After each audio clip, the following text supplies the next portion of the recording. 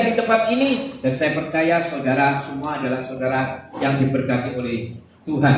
Bapak Ibu yang mengasihi dan dikasihi Tuhan Yesus, tidak ada peristiwa yang membuat Tuhan Yesus bersuka cita melebihi saat manusia menyadari kesalahan hidupnya, berbalik dari tindakannya yang salah, kembali kepada terangnya yang ajaib. Bahkan saya katakan bukan cuma Tuhan Yesus yang bersuka cita, tetapi malaikat di surga bersorak-sorai, bersuka cita menyambut ketika ada anak manusia yang datang kepada Tuhan, berbalik dari jalannya yang salah, mau bertobat, mengaku Yesus sebagai Tuhan dan Juru Selamat, yang mau berbalik dari dosa-dosanya, percaya kepada Injil. Sebab kita tahu bahwa hidup di dalam tuntunan Injil adalah hidup yang seturut dengan firman Tuhan. Dan saya percaya ketika manusia melakukan apa yang Injil atau firman Tuhan perintahkan, saya percaya ada kekuatan di dalam setiap kehidupan pribadi lepas pribadi. Sebab kita tahu Injil itu adalah kekuatan Allah.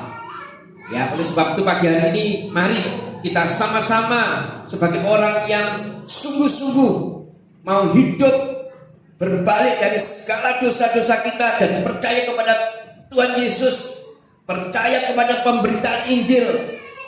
Saya katakan pasti kita akan mengalami pemulihan. Sebab kita tahu bahwa memang Tuhan menginginkan setiap kita menjadi orang-orang yang dipulihkan. Ada contoh di Alkitab dan segera kita akan pelajari bersama. Kita mau lihat di dalam Lukas 19 ayat yang pertama. Ini ada cerita tentang Sakius, saudara. Lukas 19 ayat yang pertama. Saya akan membaca, saudara perhatikan. Bagi yang tidak membawa Alkitab, tetapi yang bawa Alkitab, saudara perhatikan Alkitab, baik yang ada di HP maupun yang bawa di dalam kitab suci. Mari sama-sama kita mau membaca di dalam firman Tuhan yang ada di dalam Lukas 19 ayat yang pertama. Yesus masuk ke kota Yeriko dan berjalan terus melintasi kota itu. Di situ ada seorang bernama Sakius, kepala pemungut cukai, dan ia seorang yang kaya. Ia berusaha untuk melihat orang apakah Yesus itu, tetapi ia tidak berhasil karena orang banyak, sebab badannya pendek. Maka berlarilah ia mendahului orang banyak, lalu memanjat pohon ara untuk melihat Yesus yang akan lewat di situ. Ketika Yesus sampai ke tempat itu, ia melihat ke atas dan berkata, "Sakius, segera turun, sebab hari ini aku harus menumpang di rumahmu." Lalu Sakius segera turun dan menerima Yesus dengan sukacita. Ayat yang ke-7, tetapi semua orang yang melihat hal itu bersungut-sungut, katanya, ia menumpang di rumah orang berdosa. Ayat yang ke-8, tetapi Sakius berdiri dan berkata kepada Tuhan, "Tuhan, setengah dari milikku akan kuberikan kepada orang miskin, dan sekiranya ada sesuatu yang kuperas dari seseorang akan kukembalikan 4 kali lipat." Saudara perhatikan ayat ke-9, kata Yesus kepadanya, "Hari ini telah terjadi keselamatan kepada rumah ini, karena orang ini pun anak Abraham." Ayat ke-10, sebab anak manusia datang untuk mencari dan menyelamatkan yang hilang. Amin. Luar biasa. Ini cerita tentang Sakius, saudara. Berbicara tentang Sakius, apa yang saudara dapat? Yang pertama, tadi seperti di dalam firman ini dikatakan, dia adalah pemungut cukai. Terus yang kedua dikatakan bahwa dia adalah orang yang pendek. Kan gitu saudara ya. Terus yang ketiga dikatakan bahwa dia adalah orang yang kaya, tetapi tidak jujur. Kan gitu saudara ya. Ini tentang Sakius yang kita dapatkan. Nah, Sakius ini menyalahgunakan kedudukan yang dia dapat sebagai pemungut cukai. Dia mempergunakan kedudukannya untuk memperkaya diri sendiri. Ini Sakyus, saudara. Ya, saudara bayangkan kalau orang sudah punya status seperti itu di masyarakat, pasti labelnya adalah orang yang tidak baik. Dia melakukan sesuatu yang kurang baik di mata masyarakat. Dikatakan di sini bahwa dia menyalahgunakan kedudukannya untuk memperkaya diri sendiri. Nah, dari sekian banyak yang tadi saya katakan bahwa Sakyus itu adalah pemungut cukai, dia orang yang kaya, orang yang pendek, dan orang yang tidak jujur. Ada satu hal yang sangat-sangat menjadi poin buat setiap kita, untuk setiap kita bisa tahu. Satu hal ini yang mengubah Sakyus, satu titik di mana Sakyus mengalami perubahan yang dahsyat.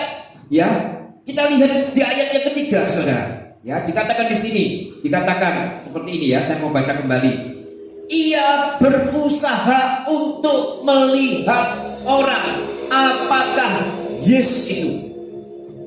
Yang menjadi poin dan titik yang saya mau bahas di tempat ini adalah Sakyus ternyata punya keinginan hati untuk melihat Yesus. Ini yang merubahkan, saudara. Ini yang membuat Sakyus mengalami perubahan. Titik balik dari seseorang yang tidak baik menjadi seseorang yang berbeda. Kita akan lihat, saudara, bagaimana Sakyus dipulihkan karena ingin melihat Tuhan Yesus. Sebab saya mau kasih tahu kepada saudara bahwa sesungguhnya ya, Sakyus ini ketika ingin melihat Yesus, maka sesungguhnya ternyata itu bukan keinginan Sakyus saja. Seperti kita tahu dan kita mengerti, Tuhan Yesus sendiri juga menginginkan hal yang sama. Ada perubahan, ada pertobatan, ya, ada sesuatu yang berbeda dari orang yang dulu mungkin kurang berkenan cara hidupnya menjadi orang yang berkenan cara hidupnya. Dan itu dimulai dari ingin melihat Yesus. Ingin melihat siapa itu Yesus. Nah, saudara, kita mau lihat, kita pelajari. Mari kita lihat ya, langkah apa yang dilakukan oleh Sakyus sehingga dia kok mengalami kesuksesan di dalam perjalanannya untuk bisa melihat Yesus. Ya, kita lihat sekarang tadi seperti di ayat yang ketiga dikatakan bahwa ia berusaha. Yang pertama, saudara, ketika saudara ingin melihat Yesus, ketika saudara ingin dipulihkan, kita mau melihat seperti Sakyus lakukan. Yang pertama, ternyata memang diperlukan yang namanya usaha. Berbicara pertobatan memang sesuatu yang dikehendaki oleh Tuhan Yesus. Dan kita tahu hanya Tuhan Yesus yang bisa menyentuh hati seseorang dari hati yang kaku, dari hati yang keras menjadi hati yang lembut, bahkan berbalik dari hati yang belum bertobat menjadi hati yang bertobat. Itu memang Tuhan sendiri yang mengerjakan, saudara. Itu memang Tuhan sendiri yang lakukan. Ya, seperti kita tahu di dalam Yohanes 15 ayat yang ke-16. Yuk kita lihat sebentar ya. Yohanes 15 ayat yang ke-16. Ini selalu menjadi ayat unggulan buat setiap kita. Ya, dikatakan bahwa di dalam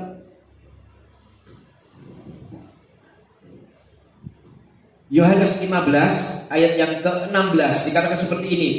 Bukan kamu yang memilih aku, tetapi akulah yang memilih kamu. Dan aku telah menetapkan kamu supaya kamu pergi dan menghasilkan buah. Dan buahmu itu tetap, supaya apa yang kamu minta kepada Bapa dalam namaku diberikannya kepadamu. Jadi ayat ini memang sudah sangat jelas buat setiap kita bahwa pertobatan itu terjadi karena Tuhan yang menginginkan. Pertobatan itu terjadi karena Tuhan sendiri yang menyentuh hati seseorang untuk supaya orang itu bisa bertobat. Tetapi kalau kita melihat di dalam ayat ini pun dikatakan bahwa Tuhan juga ingin setiap kita ini supaya pergi dan menghasilkan buah. Dan buahmu itu tetap baik, tetap berbuah. berbuah. Dan itu dikatakan kalau kita mau bertobat, apa yang dilakukan oleh Zakius ternyata memang dibutuhkan usaha, saudara. Maka dikatakan berusahalah. Berusahalah. Ya. Tuhan menghendaki setiap kita ini terus berusaha untuk terus bisa menyentuh hatinya Tuhan. Di dalam pertobatan, langkah pertobatan kita, usaha itu diperlukan juga oleh setiap kita. Ada proses dari kita yang harus kita lakukan supaya kita bisa menyentuh hatinya Tuhan. Jadi bukan berarti kita cuma diam-diam saja ketika Tuhan sudah menyentuh hati kita. Seperti yang dilakukan oleh Zakius, saudara. Ya, yang dikerjakan oleh Zakius. Ya, ada respon, ada jawaban, ada kelakuan yang dilakukan oleh Zakius. Ketika Zakius mendengar ada Yesus yang mau lewat, ada Yesus yang mau jalan, dia tahu Yesus ini luar biasa, pribadi yang punya kuasa, pribadi yang sanggup mengubahkan, pribadi yang sanggup menolong, pribadi yang sanggup membuat setiap kehidupan menjadi berubah dari tidak baik menjadi baik. Dari pribadi mendengar bahwa Yesus inilah yang sanggup menolong pribadinya. Maka apa yang dilakukan, saudara? Ada usaha. Dia ada usaha untuk mencari Yesus. Mencari Yesus, saudara. Jadi bukan cuma sekedar kita, ya aku percaya Yesus, aku yakin Yesus sebagai penolongku. Tetapi tidak ada usaha yang harus kita lakukan untuk menyentuh hatinya Yesus. Ada yang harus kita kerjakan, saudara. Ada yang harus kita lakukan seperti Zakius yang lakukan. Jadi ketika kita dipanggil dan dipilih, jawaban kita ialah kita juga harus berusaha, melangkah, mencari terus wajah Yesus, mendekati Yesus terus. Jadi tidak ada kata kalau sudah mengatakan, sudah Pak, serahkan kepada Tuhan. Tetapi sikapmu bagaimana? Langkahmu bagaimana? Apakah sungguh-sungguh engkau mau berusaha seperti yang dilakukan oleh Zakius?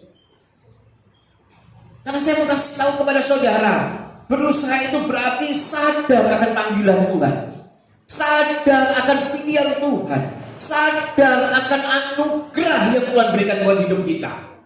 Ya, ini yang dilakukan oleh setiap orang yang sungguh-sungguh mau meresponi dan berusaha. Nah, kita tahu ketika kita sudah menerima pilihan Tuhan, kita ini menerima anugerah Tuhan. Anugerah seperti yang saya ajarkan kepada saudara, sering saya katakan, anugerah itu adalah sesuatu yang semestinya kita ini tidak layak untuk menerima, saudara. Ini namanya anugerah. Makanya ketika kita menerima anugerah Tuhan, marilah kita berusaha sungguh-sungguh untuk bisa meresponi apa yang Tuhan sudah beri buat hidup kita. Anugerah itu diberikan percuma buat setiap kita, tetapi sesungguhnya kita tidak layak, saudara. Ayo coba di tempat ini siapa yang layak? Ketika saudara menjadi umat pilihan Tuhan, ya, sudah meresponi panggilan Tuhan. Kita dulu ini siapa, saudara? Tidak layak kita ini, tidak layak. Oleh sebab itu kita ngomong ini anugerah-Mu Tuhan. Semua karena anugerah-Mu Tuhan. Kita tahu kemurahan Tuhan juga sering diberikan buat setiap kita. Kemurahan yang terus menerus, kemurahan yang luar biasa. Ketika kita diberkati oleh Tuhan, ketika kita dijagai oleh Tuhan, ketika kita diberikan kekuatan, kesembuhan mungkin ketika kita sakit.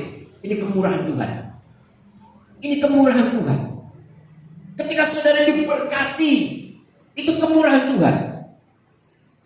Makanya saya mau katakan kepada saudara, mari ya kita menghargai apa yang Tuhan sudah beri dalam hidup kita. Anugerahnya Tuhan Yesus itu sudah menebus setiap dosa-dosa kita. Dari orang yang tidak layak menjadi orang yang layak. Kita terima anugerah Tuhan. Oleh sebab itu mari kita berusaha untuk terus menyentuh hati Tuhan. Kita berusaha untuk menyentuh hati Tuhan. Ya, sebab memang kemurahan Tuhan itu begitu berlimpah buat setiap hidup kita. Keluarga kita sehat, pekerjaan kita dijaga oleh Tuhan. Ya, semuanya itu adalah merupakan sesuatu yang memang diberikan oleh Tuhan buat setiap kita. Tetapi ada yang harus juga saudara ketahui, ya. Sekalipun dapat anugerah Tuhan, bukan berarti tidak ada masalah. Sekalipun kita sudah menerima anugerah Tuhan, bukan berarti kita tidak ada hambatan. Ya, saya tegaskan terus kepada saudara. Bukan berarti ketika kita sudah terima anugerah Tuhan, segalanya beres, masalah tidak ada. Justru saya mau kasih tahu, ketika orang terima anugerah Tuhan, ketika dia terima seharusnya tidak layak menerima, yaitu keselamatan, ketika kita juga mengaku Yesus sebagai Tuhan, justru orang-orang terdekat kita yang kadang bisa membuat masalah di dalam hidup kita datang buat setiap kita, orang-orang terdekat ini loh saudara, yang kadang-kadang malah menimbulkan masalah. Ya, contoh saya mau kasih tahu, ketika kita tidak layak menerima kemurahan anugerah Tuhan, kita menjadi orang percaya. Siapa yang menentang kita pertama kali? Pasti orang-orang terdekat, keluarga kita mungkin. Tidak suka kalau kita menjadi orang yang sudah terima anugerah, yaitu terima Yesus sebagai Tuhan. Mereka akan menentang. Apa kau jadi orang Kristen? Mengapa kamu jadi orang percaya? Nah, mereka menentang, bahkan mungkin memusuhi, bahkan mungkin ada juga sampai dianiaya. Ada loh saudara, ada, ya kan? Saya dengar kan ya, sampai dipukuli, ada. Ketika terima ini, orang-orang terdekat inilah yang menjadi hambatan, ya, untuk setiap kita menjadi anak-anak Tuhan. Tetapi tidak jarang juga saudara, anak-anak Tuhan sendiri yang jadi penghalang. Loh, kok bisa begitu?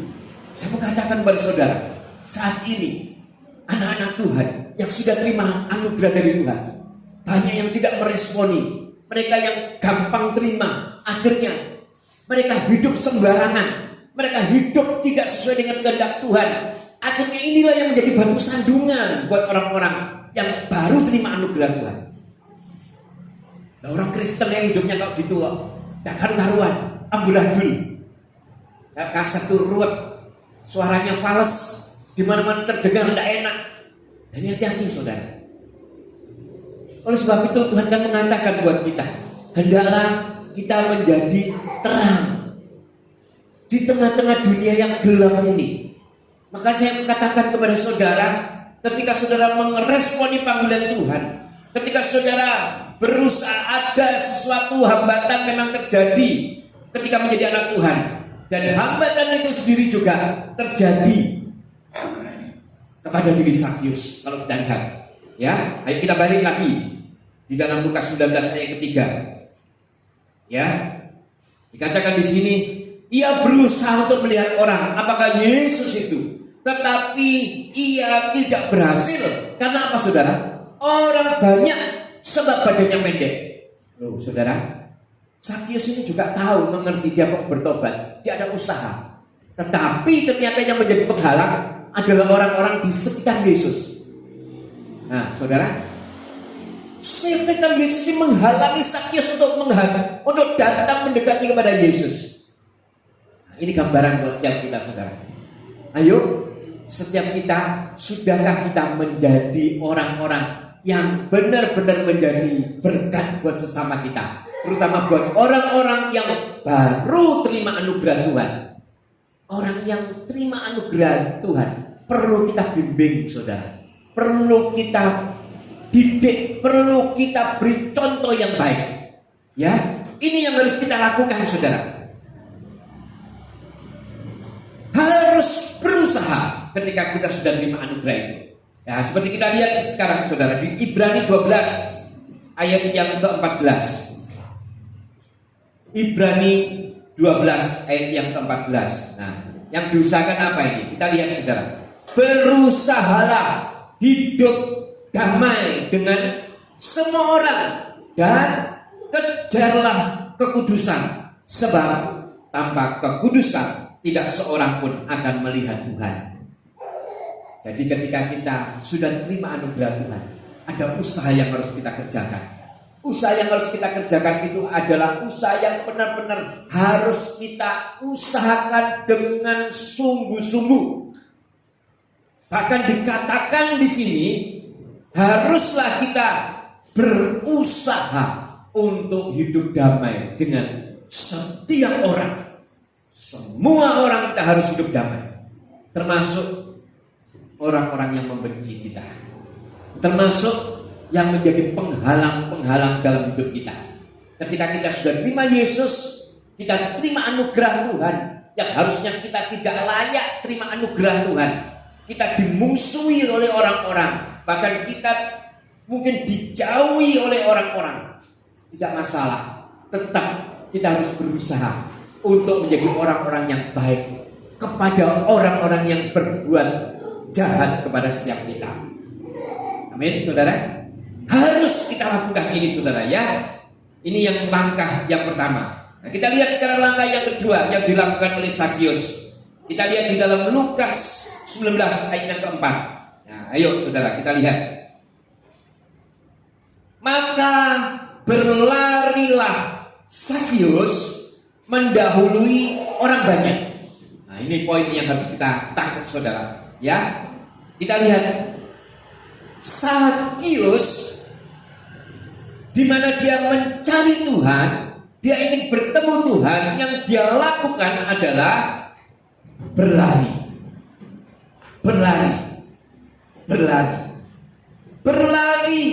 untuk mendekat kepada Tuhan. Ketika kita menjawab panggilan Tuhan, langkah kedua yang dilakukan Zakius itu hendaklah juga kita lakukan. Kita harus berlari mencari Tuhan. Saat ini bukan saatnya lagi kita berjalan-jalan santai. Saya dengan beberapa orang di tempat ini yang memang hatinya untuk melayani Tuhan, saya juga terus bersama-sama bergandengan tangan. Harus terus sungguh-sungguh berlari, sungguh-sungguh melakukan pekerjaan dengan cepat, berlari, saudara, ya. Karena langkah inilah yang menyenangkan hati Tuhan. Sadar akan panggilan Tuhan, Zakius berlari, yang artinya ketika kita bertobat dan menjawab panggilan Tuhan Yesus, maka kita tidak boleh putus asa, tidak boleh berhenti. Ketika orang menerima Yesus, dicemooh, bahkan dikata-katai, bahkan dianiaya. Kalau memang kita mau menjadi pribadi-pribadi yang berkenan di hadapan Tuhan, seperti yang Zakius lakukan, kita harus berlari, tidak boleh putus asa. Nah, dalam kerohanian, saya juga mau katakan kepada saudara, hendaklah setiap kita ini juga harus lebih mendekat kepada Tuhan, mencari wajah Tuhan melalui doa, melalui baca firman Tuhan, melalui ibadah. Kita harus berlari, saudara. Tidak boleh zamannya sekarang santai-santai lagi. Kita tidak mengerti kejadian apapun yang akan terjadi dalam hidup kita, apalagi posisi saat ini di dalam pandemi ini, saudara. Segalanya itu bisa berubah. Pekerjaan saudara yang saudara ngomong pasti mateng pak ini pekerjaanku. Oh, keadaan seperti ini, saudara. Sungguh-sungguh kita tidak ngerti. Belum tentu saudara semuanya baik-baik saja. Kadang Tuhan izinkan terjadi, harus mengalami mungkin, harus berhenti tuh pak bekerja pak. Ya tidak apa-apa, cari pekerjaan lain. Mengalami penurunan nih pak di dalam income, tidak apa-apa. Terus cari, berusaha terus. Firman Tuhan mengatakan berlari, terus berlari, terus berlari, terus mencari wajah Tuhan, terus berlari. Tidak boleh santai-santai lagi, saudara. Dan ketika kita berlari, tidak usah kita tolak-tolak lagi, kanan kiri depan belakang. Tetap fokuskan aja, tetap mencari Yesus, berlari sungguh-sungguh. Demikian juga ketika kita beribadah. Sudah tidak usah tolak-tolak kanan kiri, saudara. Fokus hanya kepada Tuhan. Fokus. Bukankah ibadah itu untuk pribadi kita?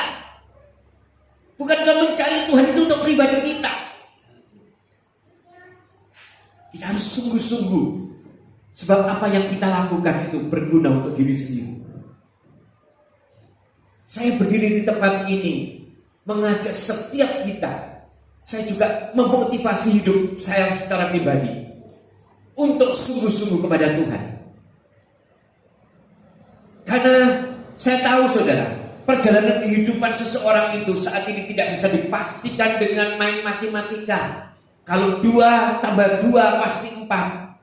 Tidak bisa kita pastikan seperti itu. Oleh sebab itulah kita perlu Yesus. Sungguh-sungguhlah kepada Yesus, beribadahlah dengan sungguh-sungguh, ya. Makanya di tempat ini saya juga ngomong dengan Pak Tantri sebagai departemen sel group, ya, komsel, untuk mari ayo kita mulai lagi, kita gerakan lagi. Dan Pak Tantri luar biasa, rohnya menyala-nyala.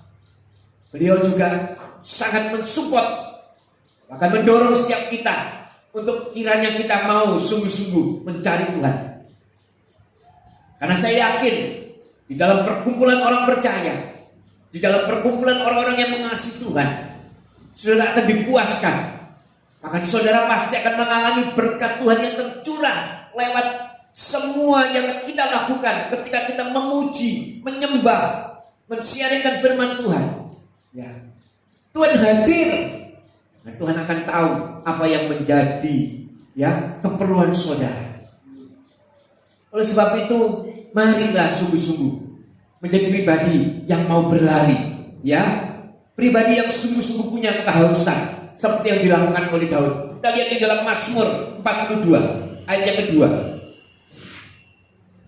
Ya, dikatakan seperti ini, jiwaku haus kepada Allah, ya, kepada Allah yang hidup. Bilakah aku boleh datang melihat Allah?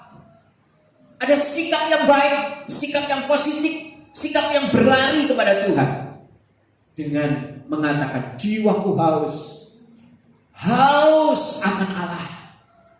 Adakah kita di tempat ini juga seperti itu, saudara? Yang sungguh-sungguh haus kepada Allah, yang sungguh-sungguh haus kepada Tuhan, bukan haus karena kita meminta berkat Tuhan, bukan haus karena meminta pertolongan daripada Tuhan, bukan haus karena kita meminta masa depan dari Tuhan, bukan, tetapi kita haus sungguh-sungguh karena Tuhan, haus akan Engkau Tuhan. Sebab memang sesungguhnya ketika kita haus kepada Tuhan dan bukan aksesoris yang Tuhan punya, saya percaya semua yang saudara butuhkan pasti akan diberikan kepada setiap kita. Tetapi kalau kita haus dengan aksesoris yang Tuhan punya, tapi kita tidak haus dengan pribadi yang punya aksesoris itu, saya khawatir saudara melakukan kehausan karena motivasi yang salah kepada Tuhan. Mari kita menjadi pribadi-pribadi yang punya motivasi yang benar di hadapan Tuhan. Sungguh-sungguh haus karena Tuhan, kerinduan yang akan Tuhan, menikmati hubungan dengan Tuhan, menikmati perjumpaan dengan Tuhan, sungguh-sungguh mencari Tuhan. Bukan karena saudara butuh Tuhan untuk butuh berkat Tuhan, tetapi saudara butuh Tuhan karena saudara mengasihi Tuhan. Saya mau kita semua di tempat ini berlaku seperti itu. Karena ketika hal itu terjadi, ini kita berlari, saudara. Kita berlari kepada Tuhan. Dan kita lihat ketika kita berlari, Tuhan juga katakan berlarilah dengan tujuan, jangan ngawur. Ya, kita lihat di dalam Filipi 3 ayat yang ke-14. Ini Rasul Paulus menasihatkan buat setiap kita, dan berlari-lari kepada tujuan untuk memperoleh hadiah, yaitu apa, saudara? Panggilan surgawi dari Allah dalam Kristus Yesus. memang harus kita lakukan sebagai pribadi-pribadi. Berlari terus di dalam panggilan yang saudara dan saya sekarang sudah kerjakan. Ya, berlari. Ya, dari apa yang sudah saudara terima saat ini. Terus berlari mencari Tuhan. Berlari dengan tujuan yaitu memperoleh hadiah dari panggilan surgawi. Mencari dengan sungguh-sungguh wajah Tuhan. Ini harus kita lakukan. Terus yang ketiga, yang pertama tadi adalah berusaha. Yang kedua, berlari. Dan yang ketiga, yang harus dilakukan adalah kita harus melangkah. Kita lagi dalam Lukas 19 ayat yang ke-8. Ya, apalagi saudara yang harus kita lakukan? Ayat ke-8, Lukas 19 ayat 8 dikatakan seperti ini. Tetapi Zakius berdiri dan berkata kepada Tuhan, Tuhan, setengah dari milikku akan kuberikan kepada orang miskin, dan sekiranya ada sesuatu yang kuperas dari seseorang, akan kukembalikan 4 kali lipat. Oh, dahsyat saudara. Langkah yang ketiga yang dilakukan Zakius adalah memberikan persembahan. Apa yang dia punya, apa yang dia ada, dipersembahkan kepada Tuhan. Dia mengatakan, orang-orang yang aku rugikan dahulu, orang-orang yang aku peras dahulu, aku akan kembalikan Tuhan. Bahkan bukan cuma kembalikan 1 kali, tapi 4 kali lipat loh Tuhan. Ini tandanya apa saudara? Zakius memberikan persembahannya kepada Tuhan. Yang berarti sadar akan panggilan Tuhan itu, berani memberikan yang terbaik buat Tuhan. Nah, berbicara tentang persembahan kepada Tuhan, ya, sadar akan panggilan Tuhan berarti sadar akan tujuan hidup. Seperti tadi lagu yang sudah kita nyanyikan ketika mau firman. Apa tujuan hidup kita? Kita menjadi pribadi-pribadi yang diubahkan oleh Tuhan, yang artinya kita harus punya pikiran yang sama seperti pikiran Tuhan, sama seperti pikiran Kristus. Pikiran Kristus adalah pikiran yang menjadi berkat buat setiap orang lain, memberkati buat setiap orang lain, hidup untuk menjadi berkat. Seperti lagu tadi ya, pada firman kita nyanyikan, hidup menjadi berkat. Pelayan Tuhan, saya ingatkan saudara, dikasih talenta oleh Tuhan, pakai untuk kemuliaan nama Tuhan. Saudara punya suara, pakai untuk memuliakan nama Tuhan. Bapak-bapak di tempat ini luar biasa, ya, dahsyat. Diberi talenta musik, pakai untuk memuliakan nama Tuhan. Anak-anak sekolah, mahasiswa mungkin saudara, saya ingatkan kepada anak sekolah, mahasiswa, dikasih kesempatan, ya, hendaklah kita sungguh-sungguh belajar, sungguh-sungguh sekolah, menuntut ilmu dengan sungguh-sungguh, pakai kesempatan dengan sungguh-sungguh, jangan asal-asalan. Ini artinya adalah orang-orang yang sadar akan panggilan Tuhan dan memberikan persembahan yang terbaik buat Tuhan, melakukannya dengan baik. Pegawai mungkin saudara, pegawai juga harus seperti itu. Ketika saudara menjadi pegawai, dikasih kesempatan, kepercayaan oleh orang yang menjadi atasan kita atau bos kita, pergunakan kepercayaan itu dengan sungguh-sungguh. Pergunakan kepercayaan itu dengan sungguh-sungguh. Jangan sampai kita mencederai apa yang sudah dipercayakan oleh bos kita kepada setiap kita. Ini sikap yang harus kita lakukan saudara. Dan pribadi-pribadi kita mungkin semua tempat ini, ketika dikasih berkat yang melimpah, pakai untuk memberkati. Kita punya kotak persembahan. Saya berkomitmen memang tidak akan mutar ketika beribadah untuk kantong kolektor. Tetapi saya persiapkan kantong persembahan. Kantong persembahan ini adalah sesungguhnya sarana buat saudara untuk menabur, memberikan persembahan kepada Tuhan. Persembahan yang saudara beri adalah persembahan yang diberikan kepada pekerjaan Tuhan di tempat ini. Saya selalu mengatakan, kalau saudara datang memang pas kebetulan tidak membawa persembahan, berdoa kepada Tuhan, minta kepada Tuhan, biar di lain kesempatan ada yang dipersembahkan kepada Tuhan ketika beribadah kepada Tuhan. Sebab memang datang ke rumah Tuhan harus membawa persembahan. Tuhan Yesus sendiri secara khusus melihat ketika ada kantong persembahan. Itu tandanya sebetulnya kunci saudara diberkati adalah di lahan yang tepat, yaitu tempat persembahan ini. Bahkan ada 2 kotak yang saya siapkan, 1 persembahan dan 1 kotak persepuluhan.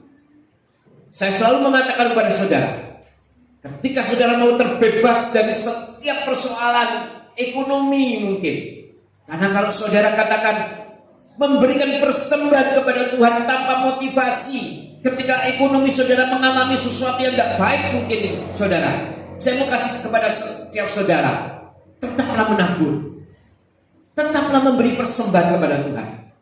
Sebab Tuhan tidak melihat jumlah apa yang saudara beri, tetapi saudara, Tuhan melihat hati saudara ketika memberikan persembahan kepada Tuhan.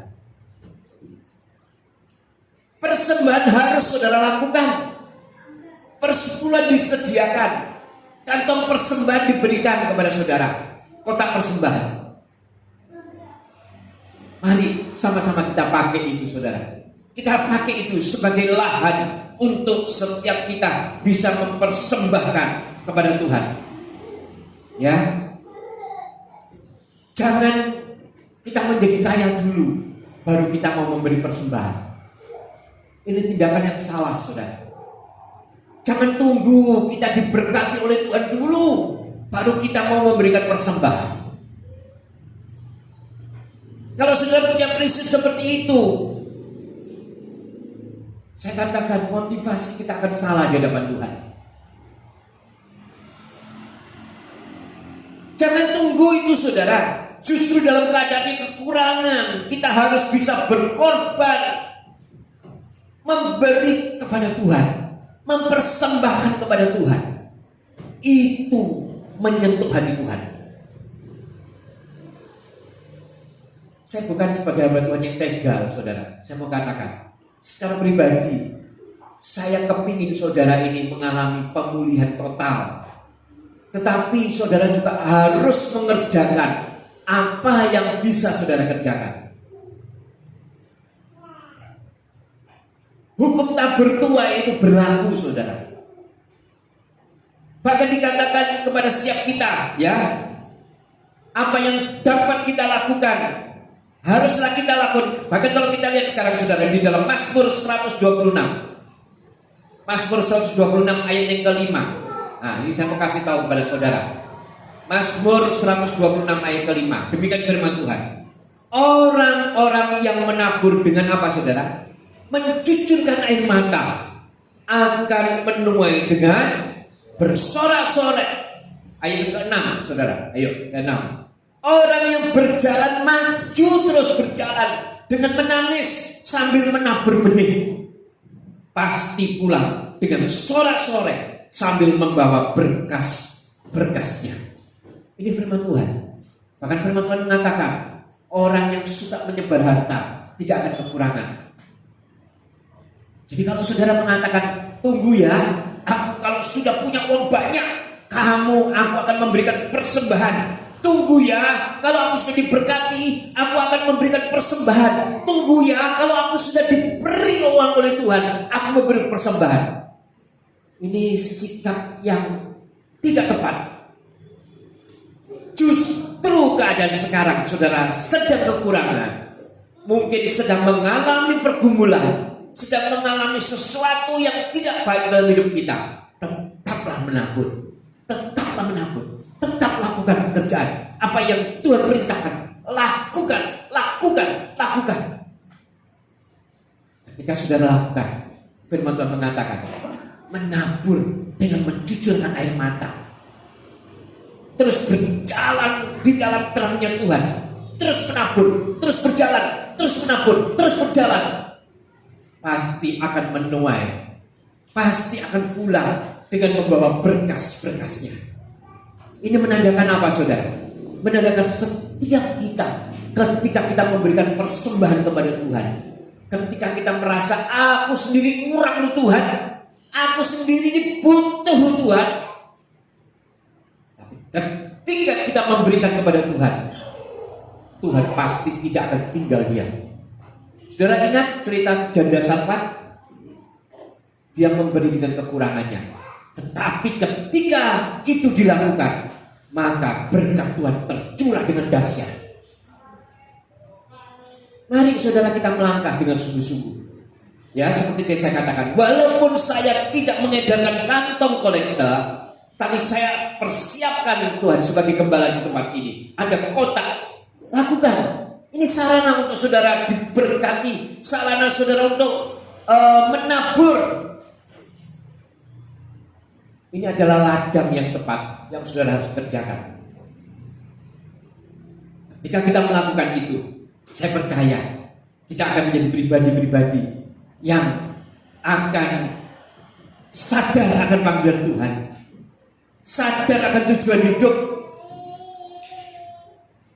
Kita adalah pribadi yang mau mempersembahkan persembahan kepada Tuhan. Ya, jadi ada 3 sekali lagi yang dilakukan oleh Sakyus ketika dia melangkah sebagai pribadi yang diubahkan oleh Tuhan. Yang pertama, dia berusaha untuk terus mencari Tuhan, berusaha. Yang kedua, dia berlari mencari Tuhan, mendekat kepada Tuhan. Jadi pengiringan kita kepada Tuhan, jangan malas-malas saudara ya. Ada apa sedikit malas wes. Ada hujan mungkin cuma jatuh 1 titik 2 titik, hujan loh Pak, gak bisa datang beribadah. Ya, pusing sedikit mungkin, pusing loh Pak, gak bisa beribadah. Ya, atau mungkin lagi kurang enak sedikit badan, kurang enak loh Pak badan Pak, gak bisa beribadah.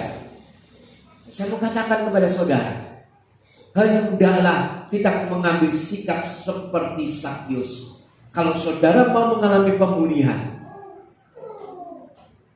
ambil sikap berlari terus untuk hadirat Tuhan. Dan yang ketiga, memberikan persembahan kepada Tuhan, mempersembahkan kepada Tuhan. Mungkin saudara mengatakan, emas dan perak tidak ada loh Pak padamu, bahkan uang receh pun aku tidak ada. Berikan waktumu kepada Tuhan sebagai persembahan. Berikan. Ini adalah merupakan persembahan juga yang diperhitungkan oleh Tuhan. Ya, saudara, lakukan itu, saudara. Ini adalah 3 langkah, 3 poin pertobatan yang dilakukan oleh Sakyus. Dan saya mau katakan kepada saudara, lebih baik menjadi Sakyus dahulu, ya, dari hidup yang tidak berkenan kepada Tuhan, amburadul, bahkan kacau balau, gak karuan-karuan. Tetapi akhirnya bertobat dan menerima perkenanan Tuhan, daripada menjadi pribadi-pribadi yang setia kepada Tuhan, yang sungguh-sungguh kelihatannya cuma KTP, tapi setelah itu meninggalkan Tuhan. Ini harus menjadi PR buat setiap kita bersama, ya. Jadi tidak ada kotoran yang terlalu kotor untuk tidak dapat dibersihkan oleh darah Yesus. Tidak ada kotoran yang terlalu kotor yang tidak bisa dibersihkan oleh darah Yesus. Demikian juga dengan dosa-dosa kita. Tidak ada yang terlalu kotor untuk tidak bisa diampuni oleh Tuhan Yesus. Amin. Semuanya Tuhan pasti akan jawab. Tuhan akan jawab, dan yang lebih penting lagi, ya, ketika kita sudah percaya Yesus, bertobat dan tidak mengulangi lagi perbuatan yang tidak menyenangkan Tuhan, maka saya juga menghimbau kepada saudara, jangan sampai kita mau diintimidasi lagi oleh Tuhan dengan mengatakan, gak mungkin loh dosamu diampuni, kamu terlalu jahat, kamu sudah melakukan hal yang jahat, sudah melakukan hal yang sangat jahat, bahkan terlalu jahat. Hati-hati saudara, ini intimidasi iblis. Ketika kita sungguh-sungguh bertobat, sudah melakukan pertobatan, maka kadang suara itu bisa terdengar saudara. Apa mungkin ya aku diampuni Tuhan? Aku sudah pernah melakukan ini. Gak ada yang tahu, gak ada yang tahu Pak. Semua tidak tahu, bahkan orang tuaku gak tahu, suamiku, istriku, anakku gak tahu. Apakah aku diampuni oleh Tuhan? Hati-hati, ini suara iblis. Ketika saudara sungguh-sungguh sudah menjadi pribadi yang memang bertobat dan menerima Yesus sebagai Tuhan dan Juru Selamat, apapun yang saudara lakukan, apapun yang pernah saudara kerjakan, apapun yang pernah saudara perbuat, separah-parahnya, sejahat-jahatnya, sedosa-dosanya menurut saudara, pasti diampuni dan sudah dihapus oleh Tuhan, tidak diingat-ingat lagi. Amin. Cuma iblis yang kurang ajar. Tadi seperti saya katakan, kadang bisa menggelitik pikir kuping saudara. Apa mungkin ya kamu diampuni oleh Tuhan? Apa mungkin ya kamu? Apa mungkin ya kamu? Apa yang mungkin ya? Hati-hati saudara. Ini adalah yang Tuhan taruh dalam hati saya dan kasih tahu kepada saudara. Ketika ada pikiran seperti itu, katakan, darah Yesus lebih dari apapun. Darah Yesus lebih dari semua dosa-dosa yang kita kerjakan, yang kita lakukan. Jadi ketika kita sudah terima Yesus, kita melakukan 3 hal yang sudah juga dilakukan oleh Sakius, maka kita akan menerima perjumpaan dengan Tuhan. Kita akan dipulihkan oleh Tuhan. Kita akan mengalami pemulihan dari Tuhan. Amin saudara. Amin. Mari kita sama-sama meresponi firman Tuhan dengan praktek. Jangan lagi menjadi pribadi-pribadi yang loyo, yang letih lesu, ya, yang seolah-olah tidak punya pengharapan. Tetapi mari kita berlari, kita berusaha berlari dan memberikan persembahan kepada Tuhan, mempersembahkan yang terbaik buat Tuhan. Puji nama Tuhan. Saya tidak perpanjang firman Tuhan. Saya undang pemain musik